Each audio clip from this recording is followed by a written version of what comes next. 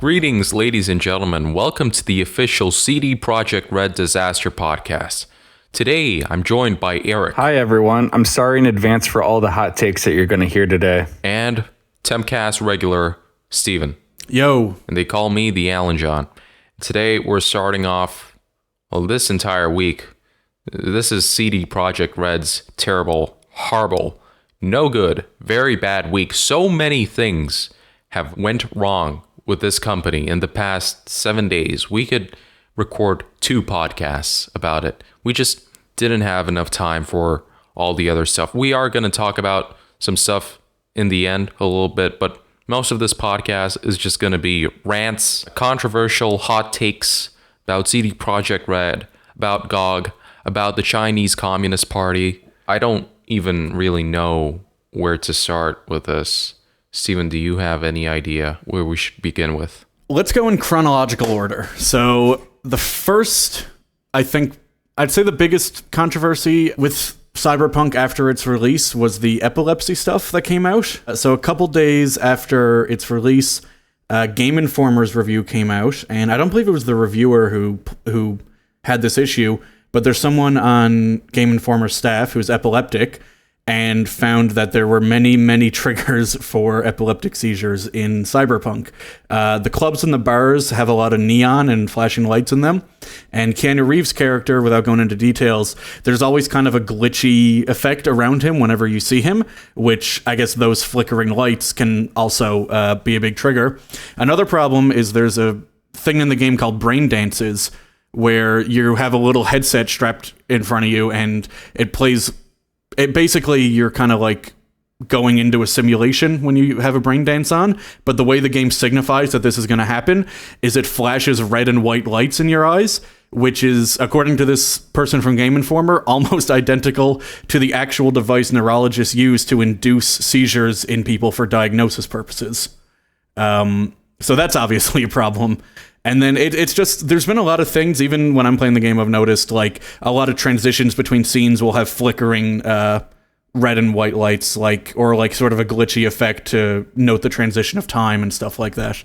And it just seems like at some point over the course of its development, it's insane that no one caught on that having flashing lights everywhere is kind of a bad idea and would probably cause people a lot of issues. Now, CD Projekt Red was pretty quick to put a warning on the front of the game, and there's always a warning like that in the EULA for basically every game, but not a lot of people pay attention to that, and I think within a few days they had a patch out to remove that issue, but it's still kind of crazy that it ended up in there anyway. Yeah, that whole situation blows my mind, especially because of the fact that it seemed in some parts to sort of be intentional. What did you say that it was called, where you sort of go into that simulation? Oh, the brain dance. Yeah, that's the big one. I mean, the brain, like the other ones you could kind of hand wave away, but the brain dance, you'd have to think that, okay, you'd have to be like completely oblivious, like purposefully oblivious to not know that could be a trigger to some people. Like personally, I've never had a seizure or anything like that, but I do have sensitive eyes. Like even like watching the opening to Cowboy Bebop like hurts my eyes a little bit. So this is in VR makes me dizzy and stuff like that. So it's like, this is one of those things that would really bother me if I was playing this game. Really does seem shocking, like almost unbelievable that they wouldn't know that this was a concern. This sort of was, like you said, one of the first really big things for this game that seemed like it was going to not have a very good week this week.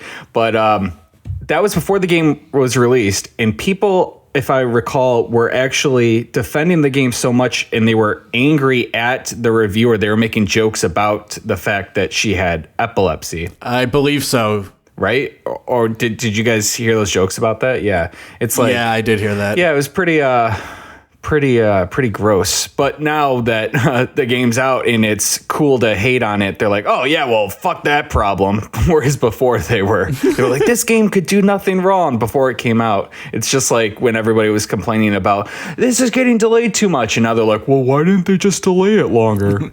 But yeah, anyway, so that's my thoughts on the epilepsy situation. It was shameful that it sort of got to that point in the first place. Yeah, and I just want to say real quick, for people that are trying to minimize this, she said it induced a grand mal seizure in her, which is, I mean, you can kind of tell from the name, one of the more serious effects of it.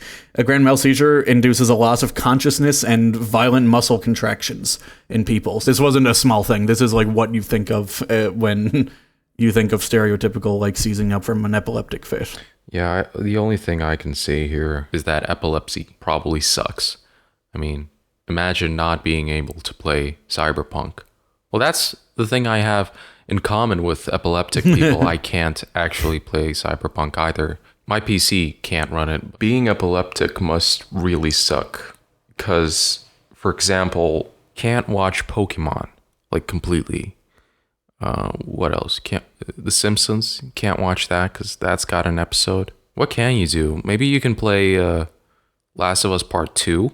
Because that one you can play that game if you're blind and deaf at the same time. I think that's how accessible that game is. Didn't it win like a bunch of awards for that? Yeah, Reggie gave it the award for the most innovation and accessibility at the Game Awards show. So you could just close your eyes and play it that way and, enjoy all the graphics with your ears. I sympathize with these people who tried to enjoy a game but then got a seizure. So that sucks. But really, doesn't this happen with most games? Can you name me any game other than maybe Super Mario and Tetris that can't induce epilepsy? I feel like, especially with shooters, when you're shooting and you've got like the muzzle flash, that probably induces it. Like, probably not as much as what Steven described with the red and white flashing on the screen, but still. Well, I think even a muzzle flash is kind of a minor thing. And like I said, every game has a seizure warning in its EULA, but I think something that, like with the brain dances we can't say intentionally, with the brain dances being extremely similar to this device that actually induces seizures in people, I feel like it's a little bit of a step above. Like, yeah, there probably is some fear of it in a lot of games. Even in this article, her name is Liana Rupert, is the lady from Game Informer who was writing about epilepsy. She says that she can't play stuff like Dead Space anymore, and like she has to be a little bit more cautious about certain design choices in games. But again, this just really seems like above and beyond. Yeah, the thing is about the difference between this and, like you said, the Pokemon and the Simpsons episodes is that those were sort of one-off accidental things that you were able to sort of see that it was a mistake, and then they remove that. You can't watch that Pokemon episode anymore. I can watch it. They can't. Yeah. Well, no, I mean, I'm saying like that episode was pulled from a lot of. Yeah. Anyway, the brain dance, on the other hand, there's just so many triggers in this game, and that one, I guess I won't say that it was intentional, but it was like, it had to have been willful ignorance that flashing those lights in your eyes while you're strapped down to go into this, what was like an alternate reality or something like that. Like, it's kind of like a VR thing, basically. Yeah. Yeah. So there's like parallels between that, and how do you not see the parallels there? If you're developing this game, how would you not say, this could probably cause some issues? So I think that's what the issue is. Like, oh, it wasn't intentional, but it was gross negligence. The thing is, there's like a very easy fix to this. Well, it's not easy right now because CD Projekt Red is probably really busy right now. But in this case, to fix this issue, what I mean is to add like anti-epileptic mode, whatever, you just need to remove those segments. Just make it a blank screen or something. Just remove it. Well, they have released an update. Like I said that initially in my little first rundown, that they did release an update within a couple of days of release that modified that animation. Oh. So it seems like it's basically done, but it was just a really bad first impression of Cyberpunk. And I just feel like with all the time that has been spent on this game, it's a surprising thing that nobody caught at any point. Well, at the very least, that was the biggest problem that CD Projekt Red had, right? Everything else went good, right? I'm completely living under a rock. I assume that everything's going well, right? That day, probably, but next day, people realized that Cyberpunk 2077 doesn't really run that well on consoles, specifically the base model of the PlayStation 4 and Xbox One. People were so disappointed by the performance that they decided to get refunds for the game. But Sony, for some reason, didn't give anybody refunds. Steven, can you elaborate on that? What's going on? Yeah, so CD Projekt Red came out on the 14th with an apology for Cyberpunk's poor performance on consoles, and it is the worst on the base PS4 and the Xbox One S, but it's still bad even on the PS5 and the Series X. And so they came out and they said, okay, we're going to offer refunds to everybody, and if you got it digitally, go through Sony or Microsoft. If you got it physically, go through the store where you bought it. If they can't help you, get in contact with us and we'll, see what we can do for you. And people were getting refunds from Sony initially. And then it seemed like that started to get very inconsistent because, Sony's refund policy on PSN is you have 2 weeks after purchase to get a refund. But if you start downloading the game, let alone you've started playing it, then you're not eligible for a refund anymore. And but a few people that had played it were getting refunds, and then it came out that some people weren't, and so no one really knew what was going on. And eventually, Sony had to come out and tell people that CD Projekt Red hadn't actually spoken to them about this policy. I guess CD Projekt Red had just sort of assumed that Sony would hand out refunds to people, or I don't know, didn't bother to check what Sony's policy was. I'm not really sure. That was another very, very strange decision on CD Projekt Red's part. It's also worth pointing out that when review copies went out early, because reviews did come out a few days before this game launched, not a single outlet was given a console code. They were all giving them on PC, so nobody saw this game before launch, before all the pre-order money was taken in, so they were deliberately trying to hide this console version, which is pretty scummy because they must have known how broken it was. It kind of makes you wonder what would have happened if CD Projekt Red took the Hello Games approach and just sort of went radio silent for a while. But instead, the first thing they do is say, yeah, we screwed up. Here's refunds, everybody. Go through Sony. Go through Microsoft. If you got to physically go through us. Like, I wonder if they didn't do that, if the consequence to that action, which we'll talk about later, wouldn't have happened. What do you guys think? I think it still would have, because No Man's Sky wasn't broken. It wasn't very good. It wasn't what people expected, but it wasn't broken. It wasn't, it still played fine. I think that's really the main difference here. The issue with No Man's Sky was the gameplay loop. It didn't make sense. Like, okay, you're gathering resources on a planet, and then after that, you go to a different planet, and then rinse and repeat. But meanwhile, what Cyberpunk's situation is that there is good gameplay there in the game. There is a good story in the game. There's interesting stuff to do in the game, but you can't really do it in an enjoyable experience because you're getting 15 FPS on like 900p or 720p even, with a variable resolution.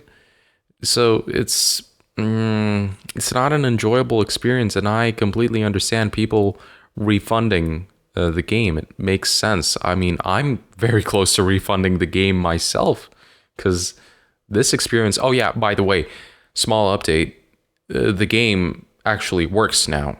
So thank you, GOG or CD Projekt Red, for listening to last week's episode and updating the game, and somehow it just fixed itself and it started up. You know what? Thank you.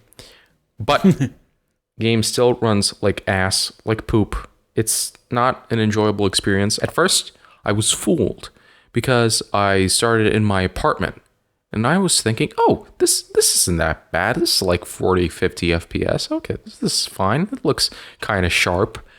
And then when I went outside into the city, it dipped down to what seemed like 480p YouTube video at 25 FPS, I think, in the city, because I'm running this at a dynamic resolution. Yeah. It's I don't want to play this, and it's sluggish. And I had the same issue with the something that a lot of people are criticizing on the consoles. The first segment of the game, it has a car chase where you shoot out the car, right? Yeah. That runs terrible on all consoles, and it runs terrible on my PC. I did not enjoy that for a second. It's supposed to be like this high octane, intense, whatever. but it's like not enjoyable. It's frustrating. I don't know what to do. I'll probably leave it in my library until I get like a better PC down the road, or they somehow fix this game. But I don't. These are deep engine problems in the game that I don't know if they can optimize it now if they couldn't for the past 2 years. Oh yeah, so you know what, that reminds me. That's actually another thing in the statement they released. In addition to saying they were going to offer refunds, they said we already released one patch for the game that's improved performance. We're going to release another one next week.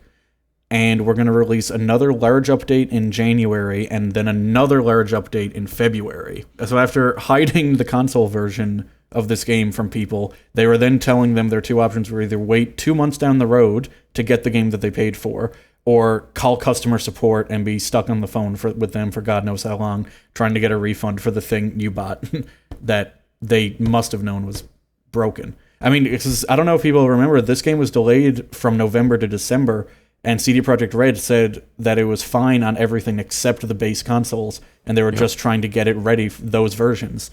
And even with that extra time, this is what they came up with.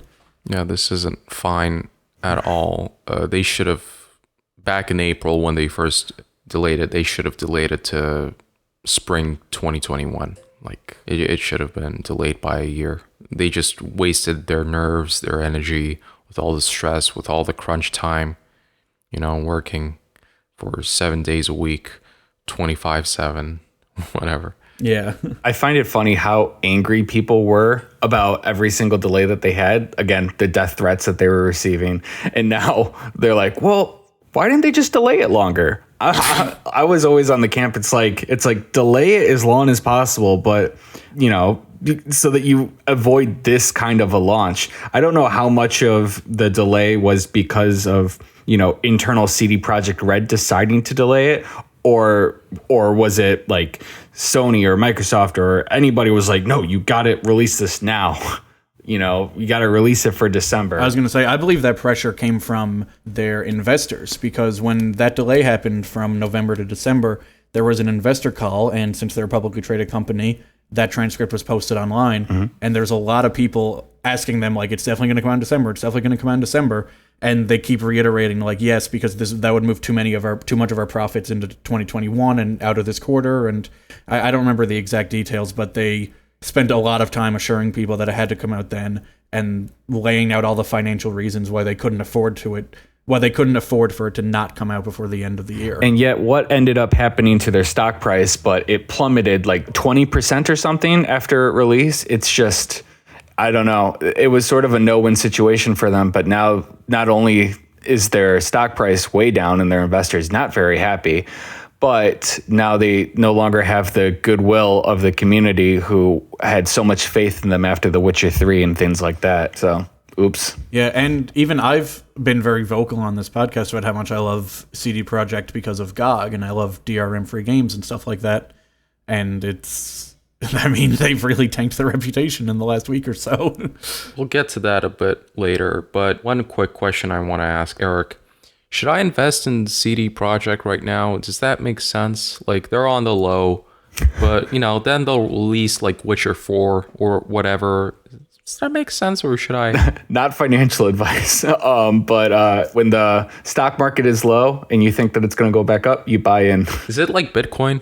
I don't understand these things. Something like that. If it's low, buy. If it's high, sell. There you go. There's your advice. But it is kind of difficult to buy CD Projekt Red stock because it's a foreign company, and I don't know. It's not as publicly traded as a lot of other companies that you might think. I have a Polish friend, so can I just buy the stocks through him? Is that going to be legal or not? I talk to your friend about that. Eric, I know you can't give us legal advice on the American legal system, but you have to be able to give us advice on the Polish legal system, certainly. Yeah, so in Poland, the law is, I don't know. I mean, it's pretty much the same as in the US, right? Like, possibly. Like, science, math is math, like, regardless of what country you are. Maybe the units are different, right? So science is science, so law is probably law. I mean, right? Yeah, basically. Yeah, law's law. Yeah, it's like math. It's like if something's a law somewhere, it's also a law everywhere else. Just like in America, it's illegal to compare President Trump to Winnie the Pooh, right? Well, speaking of that, Eric, Red Candle Games thought it was in America, the land of the free, and could do that comparison, but not to Donald J. Trump, but to Xi Jinping, the main guy in China, in People's Republic of China.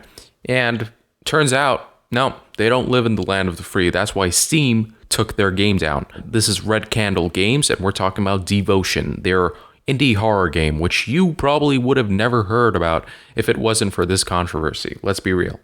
So, people were obviously upset about this, both from the Chinese side and from the civilized world side.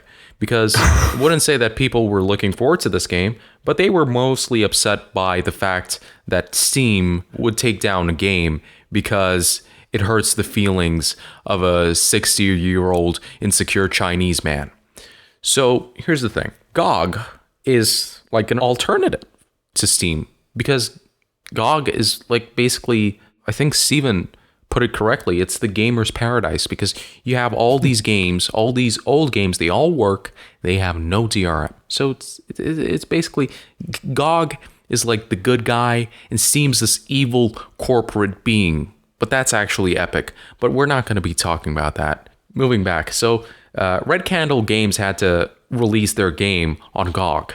And it was about to release, but literally the day before its launch date, GOG or CD Projekt, whoever, basically said, well, we can't actually release this game because we got a lot of angry letters from very, very angry Chinese gamers who said they don't want this game.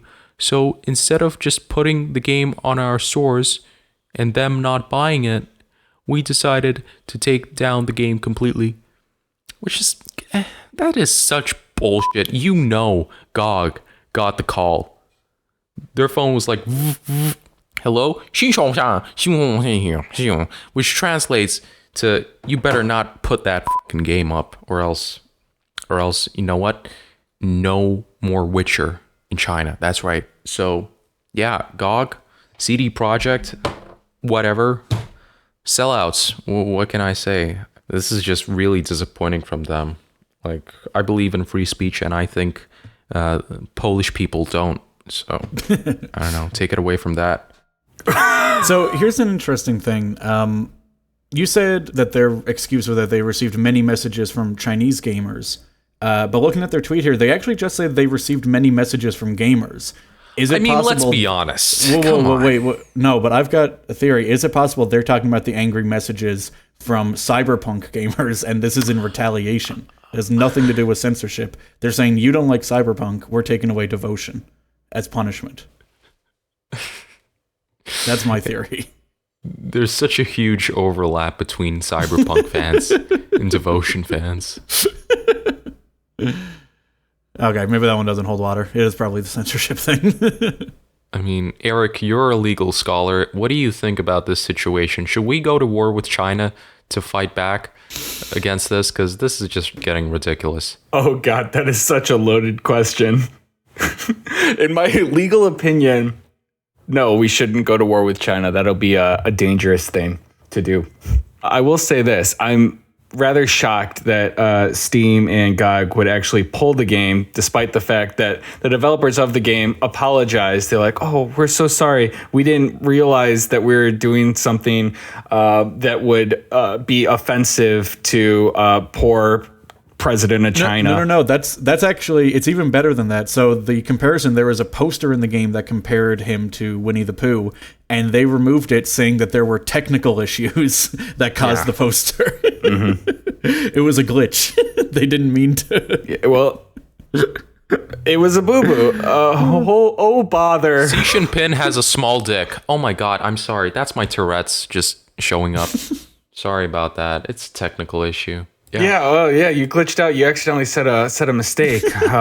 But yeah, it was shocking to me that the game was actually removed by both of those platforms. It's like you don't really see game platforms removing games that often. It's not like Sony would pull a game from PSN. Like that's not something that Sony would do, right? Well, I guess Sony was tired of issuing refunds and arguing with people, so they decided to just take down Cyberpunk 2077 completely. What if this is actually retaliation against the retaliation of GOG against Cyberpunk players? Guys, it makes sense because Sony is owned by a Japanese company. We know history. I mean, everybody knows Japanese and Chinese people don't go together well. It makes perfect sense. I would like the record to reflect that neither Steven nor I are talking about all of this racial stuff that Alan John keeps mentioning. We're staying over here silent. Wait. Japanese and Chinese people, they're... Alan John's views do not reflect the views of Eric Xander Esquire. Or GBAtemp.corp, whatever. Have you ever heard of the rape of Nankin? You're listening to the Tempcast, the official GBAtemp podcast. You're listening to the Racist Cast, where we discuss gaming-related stuff. So, yeah, Sony pulls Cyberpunk down completely and is now just issuing refunds to basically whoever requests it, right? Is that what's going on? Yeah, basically. There's just anyone can get a refund on it, no questions asked, because, I mean, who needs to ask questions at this point? It's pretty obvious what kind of state the game is in. Yeah, and they just took the game down. They're not selling it anymore, which, I mean, they never said anything too damning. They just said that customers weren't satisfied with the product. It's a pretty big deal. I can't think of many. The only other case I can think like this is when Arkham Knight was pulled off of Steam, but that was only because of a bad PC port.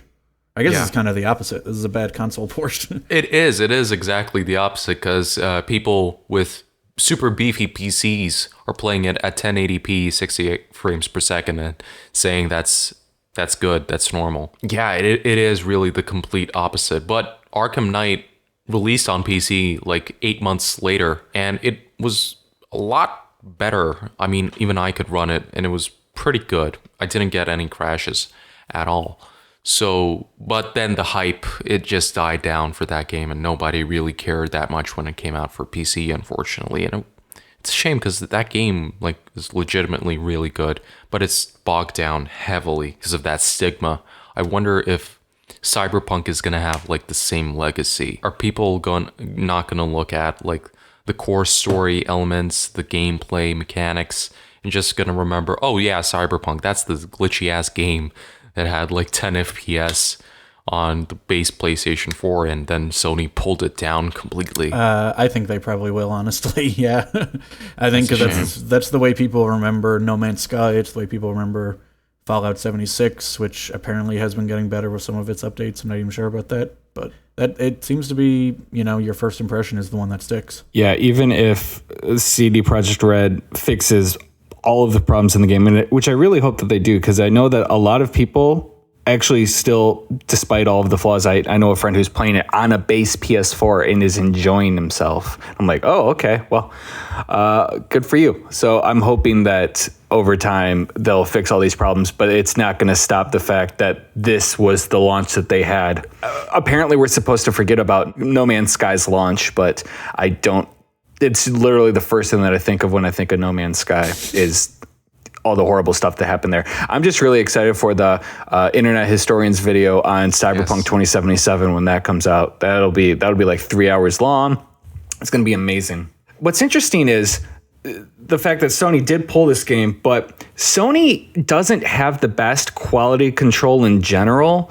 When it comes to their games, clearly they pulled this game because it's a glitchy mess, but also it's because it's a really popular glitchy mess. There are tons of just completely broken, glitchy, horrible games on PS4 that are still up there. Have you guys heard of Life of Black Tiger? Oh yeah. Yeah, it's just horrible piece of shit game that is just unplayable. And then they have non-games like My Name is Mayo, which has a sequel now.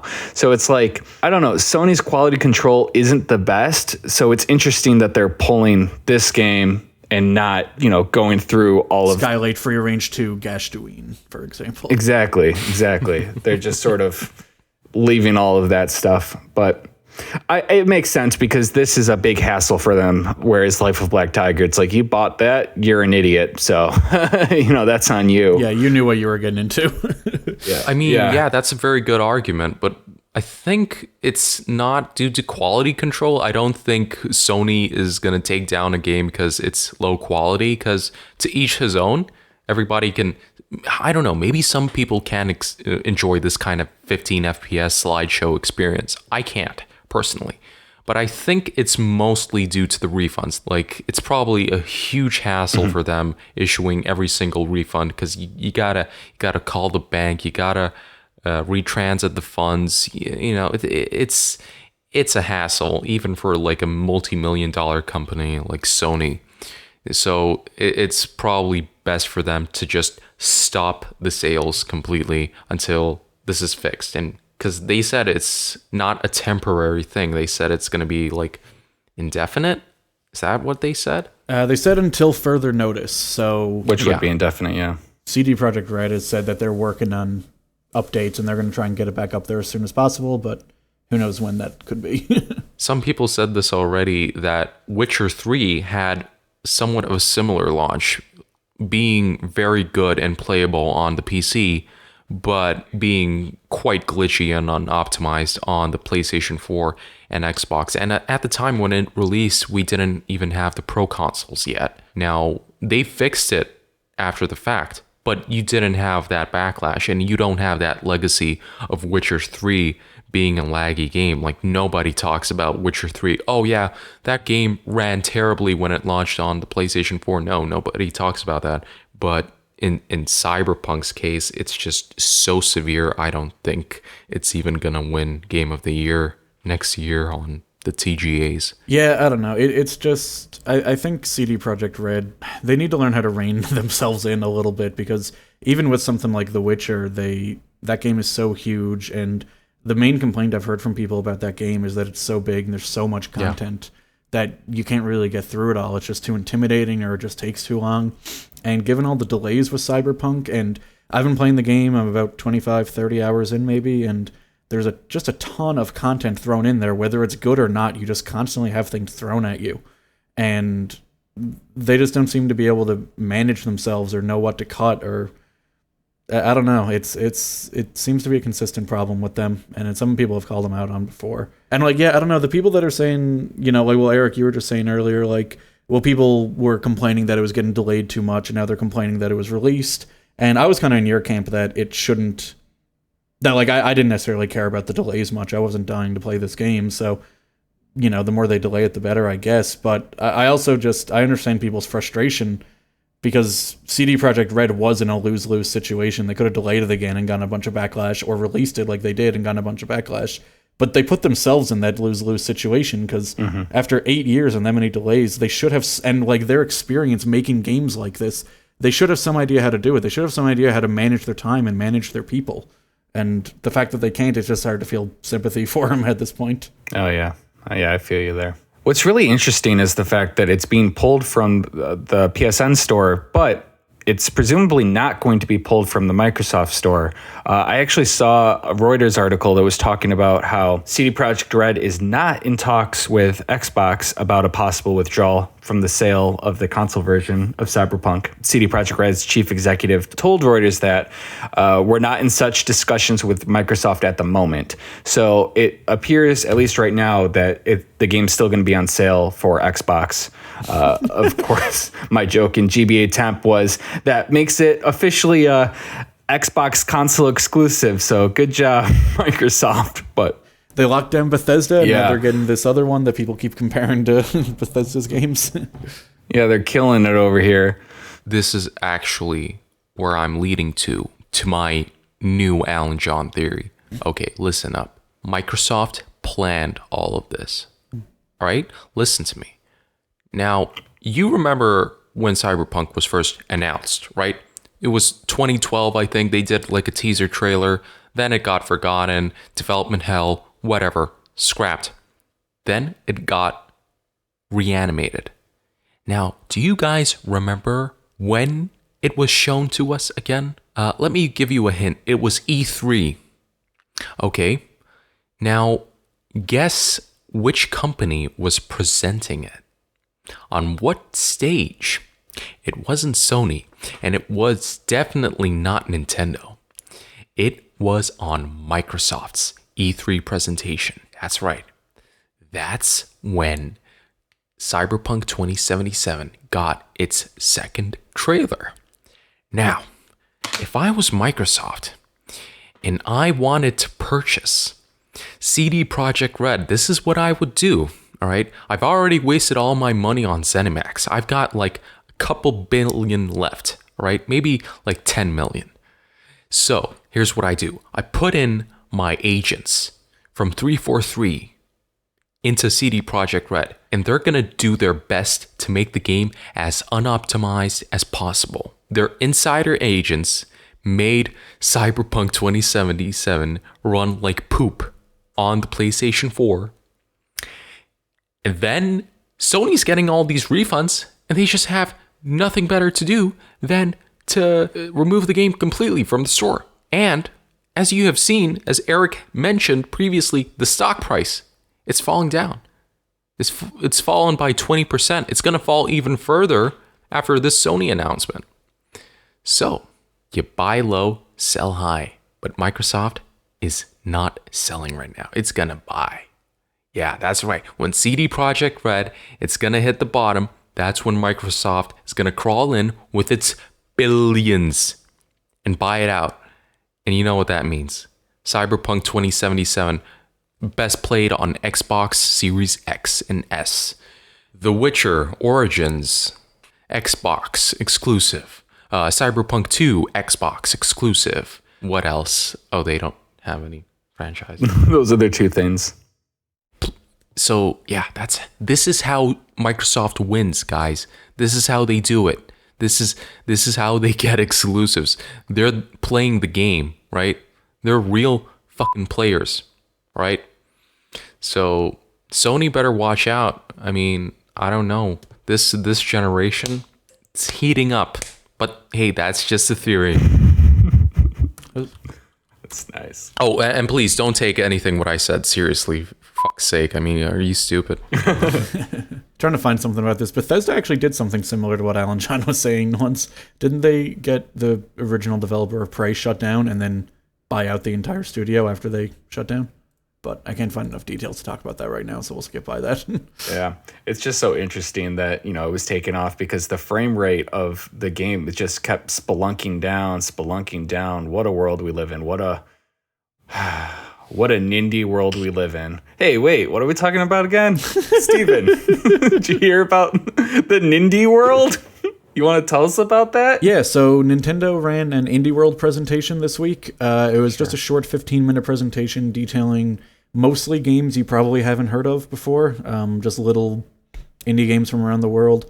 We'll talk about the few that are notable right after the bat. Spelunky and Spelunky 2 are going to be coming to the Switch in summer of 2021. Have either of you guys played Spelunky at all? Is that like Splatoon? No. No, it's not like Splatoon. I did play it a little bit, but not enough to be like very informed on it. Okay. It's kind of a cute little game. Though. This is. I only played the first one. This is La Mulana, right? That's no. I don't know. It's a little roguelike game. I don't know that much about it either, honestly. Oh, I hate those. Then Super Meat Boy Forever is going to be a console launch exclusive on Switch. That's coming December 23rd. Presumably it's coming to PC the same day. And Among Us is coming to the Switch. Well, it was on the 15th, the day this presentation aired, so it's out now. I haven't really been playing Among Us, but I think everyone pretty much knows what it is and whether or not they're interested in that, right? Mm-hmm. Yeah. Yeah, we're big Among Us fans. I'm always playing Among Us, and I quote Among Us every day, oh, I don't know, Eric's looking kind of sus, NGL. Funny joke. I like watching Among Us streams. I like when PewDiePie plays Among Us and he's like, oh, I'm the infiltrator, I am the bad man, I kill. It's so funny. I love this game. I play it all the time with my 3-year-old toddler nephew. I don't care about this shit. Here's the thing. Isn't it kind of weird or fascinating even how a Nintendo console is basically the best platform for indie games. Who would have thought? Like, honestly. Because I think some kind of research was done or whatever, or statistics shown that most indie devs who release their games on the Switch get most of their profit from the Switch, as in comparison to all the other systems, including like Steam and PSN or whatever. Isn't that quite interesting? Like back in the day, Nintendo, with its Nintendo seal of approval, basically it's like, oh, you can only make the best games, and we gotta look at them, and only then can we allow you to have this game on our console, because that's how it basically was. But in the past decade or so, they did a complete 180, and now even I can get Alien John, I can get a new version of Game Maker and export it for Switch. Like, I can legitimately do this and put it up on the eShop. That's insane. You could probably put Alien John up on the PSN store. Like I said, they don't really care about quality control unless it's inconveniencing them with refunds. But yeah, put Alien John up there. Alien John for Smash. Yeah, but why is it that Switch players are more eager to buy indie games than PSN players? I think it actually makes a lot of sense to me. It's definitely, I get what you're saying, it's funny in the context of Nintendo's history, but it makes a lot of sense to me because Steam and PSN basically let any old shit on there. And it's just flooded and clogged with a bunch of garbage, so it's hard to browse around, it's hard to find stuff. The eShop is like, it's not the most elegant design, but there is just a lot of games on there, so it is a lot easier to sort of scroll through, see what's new, see what's selling well, see what's on sale. And they aren't quite as liberal as Sony or Valve with just letting anything on there, so you're not getting clogged with quite as much gunk, though there is a lot of garbage on there too. But the reason it makes sense to me is because a lot of these indie games, the consoles and certainly PCs are overpowered for them. You don't need that much power to play them. And so a Switch can run most of them fine. You're not going to notice a big difference between the two. And you get the added bit of portability with them. So I don't really see why, like for most little indie games, there's not a lot of reason to choose any other platform over the Switch, I would say. Yeah. Yeah. That was my theory anyway. Yep. All right. Eric, what do you think about the indie development world currently? I really like indie games. I'm one of those people, but I don't play them on Switch because I don't have a Switch. So do I think that you're more likely to play an indie game on a Switch as opposed to another console? I suppose so, because that's where everybody's buying them. But I don't know. I really like indie games. If it wasn't for your devotion to like trophies and the PSN ecosystem, you might be more drawn towards having them portably, right? Yeah, I suppose so. Having it on the tablet. The thing is, I guess the reason why I, aside from being a trophy addict, would play it on PS4 is just because I like the controller more. But if assuming that all controllers were just as comfortable for me, I would obviously get it on the Switch because of the fact that it's more portable and, you could have it on your TV and also in your hand all the time. But yeah, so I understand why lots of people want to get indie games on the Switch. And also the Switch really, and Nintendo really promotes these indie devs a lot more than Sony and Microsoft do. They let them on their platforms, but they don't really advertise it or anything like that. Not at least to the extent that Nintendo does. Yeah, that's a good point, actually. Every now and then Sony will like let some indies up on their E3 stage or something, but Nintendo does these Indie World presentations fairly regularly. I'd say one every couple months or 3-4 months maybe. I want to shout out a couple of the games that I thought looked cool. I won't go into all of them because a lot of these are no-name games from no-name developers, so just listing them off wouldn't mean anything to most people, but there were a couple that I think people should look up that look cool. There's Cyber Shadow, which is from something called Mechanical Head Studios. It's being published by Yacht Club Games, who made Shovel Knight. And it's basically this, I guess it's an 8-bit side-scrolling action game. It looks a lot like Ninja Gaiden. You're playing kind of a ninja-type character. Like, he runs very fast, the attacks are quick, and you're doing a lot of, like, air dashing and stuff like that. So it's got a real Ninja Gaiden vibe to it, but it's also this, like, actually, it's kind of a cyberpunk-y world. It's set in the future, and it's all dystopian and everything. So that looks really fun. There's one called Fisty Fluffs, which is about like Fisting Fluffs? Not fisting fluffs, fisting fluffs, like fisticuffs. Fisting Fluffs. Fisting Fluffs is on. Well, you can't put that on Steam either. You can probably only get that on PSN. You definitely wouldn't get it on Nintendo though. Fisty Fluffs is about, it's just like very simplistically drawn little cats, and it's like a physics-based like party brawler game. Very simple, but it looks really cute. There's a demo for that on itch if people want to check it out. And then there's one that looks really cool called Nausea, and it's like a visual novel set on a spaceship, and it's obviously people are going to draw comparisons to Among Us, but it's basically life form gets onto your ship and takes over one of your crew, and you don't know who it is, and you have to try and figure out who is taken over by this life form. And it's, like I said, it's a visual novel, and each playthrough only takes about 5 to 15 minutes, so you can keep playing it over and over again. And there are different parameters you can play with, so like you can change how many people will be aliens, you can change how many NPCs there are total, stuff like that.